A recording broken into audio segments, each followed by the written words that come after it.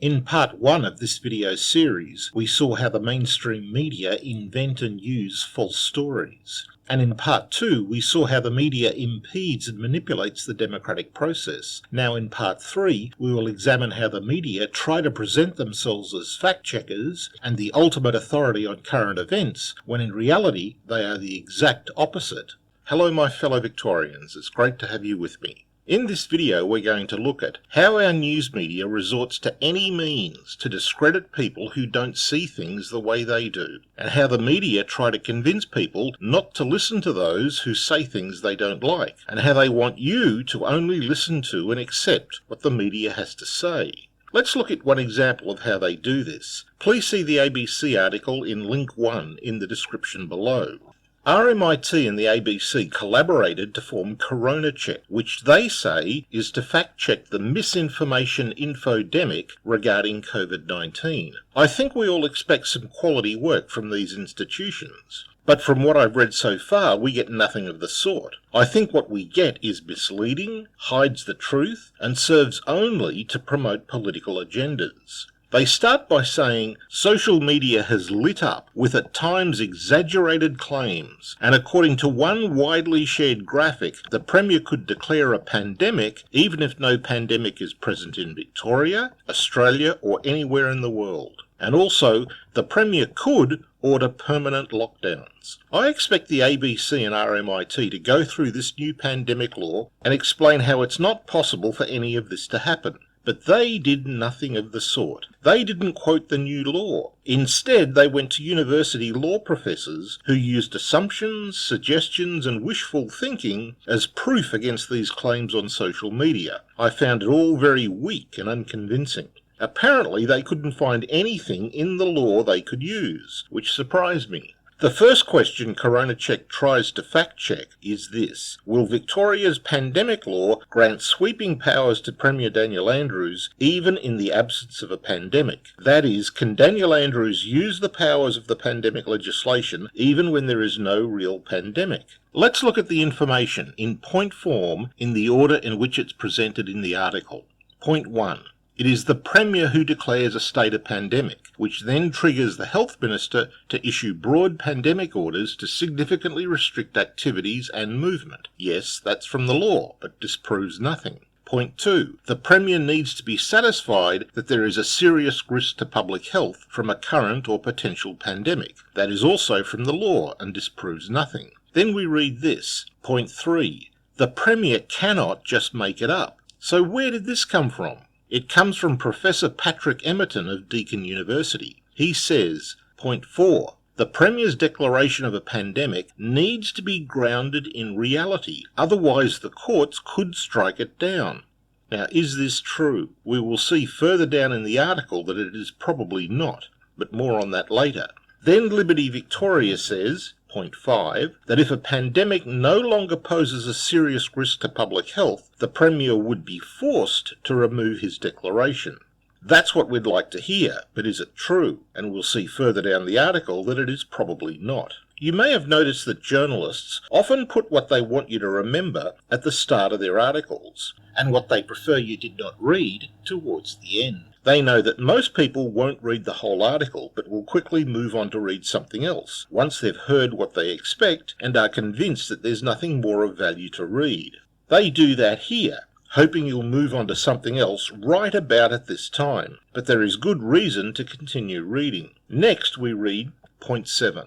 The Law Institute of Victoria said that the decision to declare a pandemic is based on the subjective belief of the Premier that there is a serious risk to public health. There is no requirement in the proposed law for the Premier to be satisfied on reasonable grounds. This will be an even bigger problem if anyone takes the government to court over a pandemic declaration. The Premier does not have to prove anything. All he has to do is prove he is satisfied personally that there was a risk to public health due to a pandemic. It does not need to be correct, or reasonable, or based on fact. It is only based on his subjective belief and opinion. And we all know about Daniel Andrews' subjective beliefs. He forgets why he does things. He may not be able to recall why he did something or decided something. Other people may know better why he decided something. He has terrible problems with his memory when it's in his interest to do so. Good luck with the court case. You'll burn through money and waste time like there's no tomorrow. It's starting to look like those on social media had something to worry about, but let's move on. Point 8. Will Bartlett of Melbourne University said it would be difficult for the court to strike down the Premier's declaration. Yes, we know how Daniel Andrews weaves around, often can't recall what he did or why he did it, dodges questions, refuses to answer plainly and denies responsibility. Good luck in the court case. Will Bartlett, having seen the awful truth, then gives us this tiny glimmer of hope. Point 9. The Premier's ability to make a pandemic declaration is not based on pure discretion. Not based on pure discretion. Please tell me, Will Bartlett, what have you seen that gives us this faint ray of hope? Tell us what's going to hold the Premier's power in check. Then he says, point 10, the Premier has to consult with and consider the advice of both the Health Minister and the Chief Health Officer. This suggests, Will Bartlett's own words, that they have to go through a process, which is not specified in the law, and there has to be a set of circumstances in place, again, not in the law, but suggested according to Will Bartlett. I think Will Bartlett is indulging in wishful thinking. Mr. Bartlett, if it's not in the law, the Premier does not have to do it. And even if it is in the law, the Premier can find the ways of dodging it, undermining it, or using it to his advantage. How do we know the Premier just won't act again like he did with the curfews? Then it seems he just told Brett Sutton and the Police Minister that they were going to have curfews and that was it. Remember how the majority of the media asked no questions, or dug into why we needed to have curfews. It was only Neil Mitchell on talk radio who asked the tough questions and found out the curfews were not there to help the police, nor were they there for medical reasons. It seems the curfews were there because the Premier wanted them, and it seems the other ministers had to go along with it or their jobs were at risk. We all know what happened to Jenny Mikakos when she ran foul of the Premier. The media might say otherwise, but what we learn from Neil Mitchell is that Brett Sutton did not call for curfews. The police did not call for curfews. So who did, and why did we need them? This leaves Daniel Andrews. There was no medical reason or policing reason for the curfews. Then Will Bartlett says this, point 11, the strongest check is not legal, that is from the law, but political, and that is pressure from the media, business and voters. Really? The strongest pressure on the Premier for a false pandemic declaration will be the media, business and voters. So let's recall what happened during COVID-19. Nearly all the media gave the Premier a free pass. Only Sky News and Neil Mitchell asked the tough questions. Sky News even told us that threats were made by leftist media outlets against anyone who challenged or questioned what Daniel Andrews was doing. As for businesses, Daniel Andrews threatened them with massive fines and the police if they dared oppose him. And the voters? Daniel Andrews sent the riot police and the anti-terror police against people who dared protest his decisions. Clearly, Will Bartlett is drinking the Kool-Aid. And why should Daniel Andrews worry about voters? He has around 70% of Victoria voting for him. He can afford to lose 20% of the vote before he even needs to start to worry. Nothing these academics say is a real check on the Premier's power. And it goes on. We are told, point 12, transparency is good. If the public health advice is flimsy, the media are going to jump on the Premier. Really? The media didn't jump on Daniel Andrews during COVID-19. In fact, they refused to ask him the tough questions. They gave him a free pass, and the leftist media outlets threatened any journalist who dared question or dig into what the Premier was doing. This is nothing but willful blindness and folly by these academics. And they continue. Point 13. As the law stands, future pandemic orders are required to be accompanied by a statement of compatibility with human rights. Really? The Victorian Bar made the point that if any pandemic order does not comply with Victoria's Human Rights Charter, there is nothing that can be done about it in the courts. I am sure the Premier will give a statement of compliance with his Human Rights Charter. And who cares if there are errors in what he says about human rights, or if it's incomplete? You can't do anything about it, you can't take him to court. Also, why on earth would Daniel Andrews worry if pandemic orders violate the Charter of Human Rights? He could either just ignore or change it, as he did with the Public Health Act in early 2020, so he could implement his heavy-handed COVID-19 policies. It's clear that Daniel Andrews has already foreseen and devised ways around all these ridiculous arguments. Academics live in a fantasy world. One last reason given to hold the Premier's power in check is simply crazy. Point 14. An expert advisory panel's report must be tabled in Parliament. Again, they're drinking the Kool-Aid. Just who will form this advisory panel? That's right, the government will. And who do you think the government will invite to join this panel of experts? I bet the professors think the government will invite people who strongly disagree with Daniel Andrews and Brett Sutton. The government will invite people to this expert panel who already agree with them, or who are people they can control. Academics are just out of touch with how politics works, and are dangerous. Dangerous because people listen to them. In summary, absolutely nothing these professors or the ABC or RMIT have said disproves anything the people on social media claimed. There's absolutely no reasonable argument they have given that actually disproves the claim the Premier can declare a pandemic when there is none. Nor do they provide any reasonable argument that the Premier's pandemic declarations can be reversed by the courts. Everything they say is just wishful thinking, assumptions, or vain hope.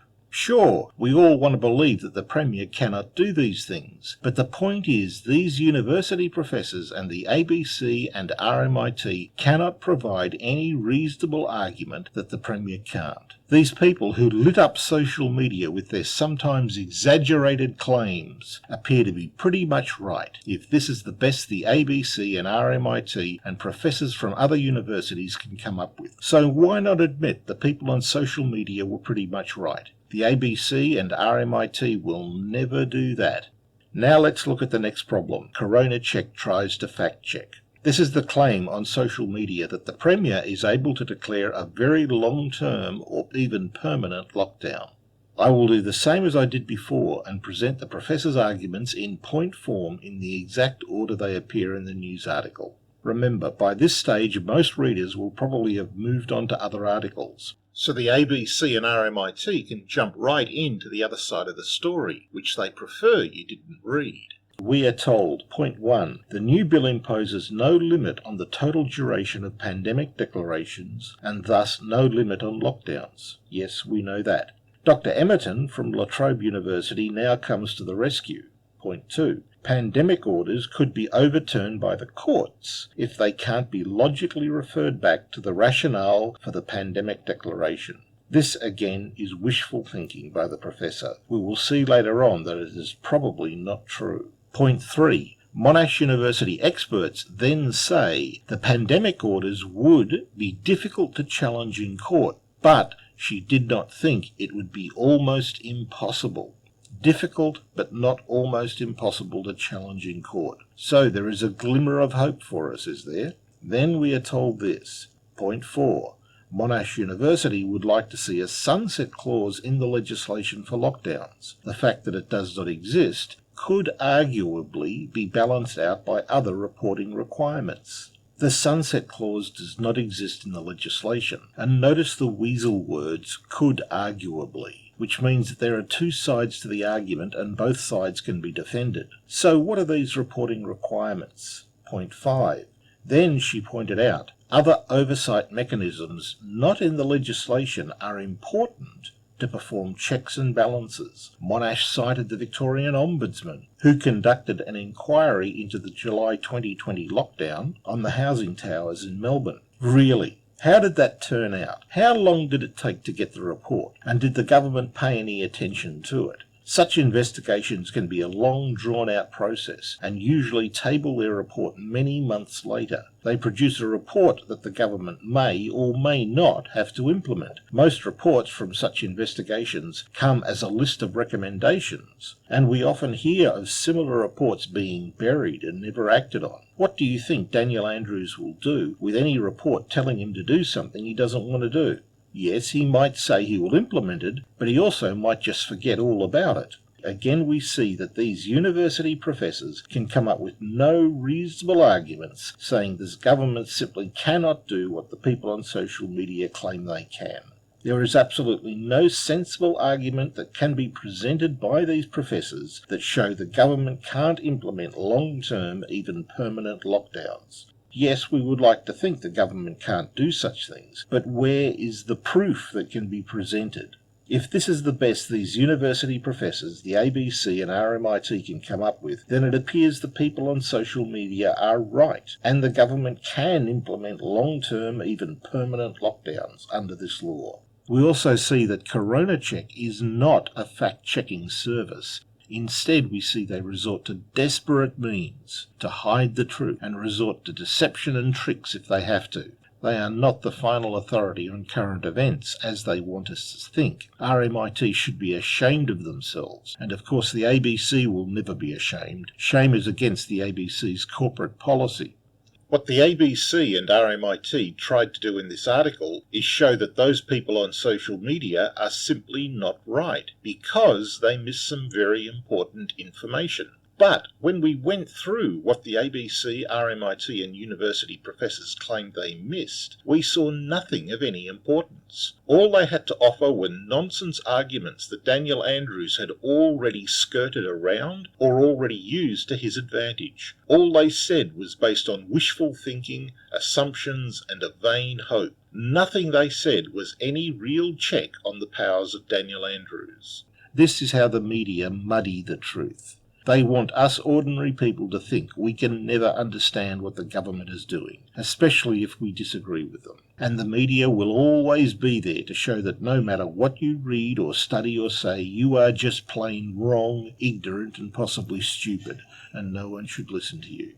What we're left to conclude is that the people on social media were right, and the Premier can declare a pandemic when there is no pandemic, and he can declare permanent lockdowns. If either of these is not the case, then show us the real proof that the Premier can't do these things. Take care, everyone. Stay safe and don't trust a word of the Andrews government or his deceitful and dishonest media.